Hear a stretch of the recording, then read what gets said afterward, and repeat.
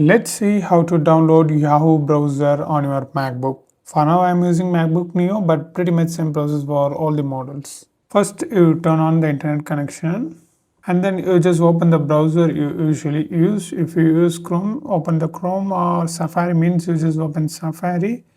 Click the search and just type Yahoo and search. Then open the first link, Yahoo or Yahoo Mail, and open this option, Mail, and sign into your mail account, Yahoo Mail account.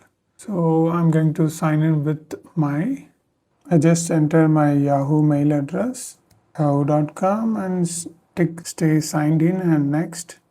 And then enter the password, click next, not now. Okay, it needs the verification. I just click the first two-step verification option. A verification code will be sent to my mobile number. I need to enter that 6-digit code here. So I'm going to enter the code and click stay verified and scroll up and next. Okay, just click not now. Skip this. If you want, you can install that. Yeah, it's come. So go to inbox. That's it, we got it. So now you just click the file option right on the top and add to dock. Now you just edit whatever you would like. I just leave it for Yahoo Mail and click add. That's it, it's done. Now I just close this page and boom, here you can see Yahoo was added.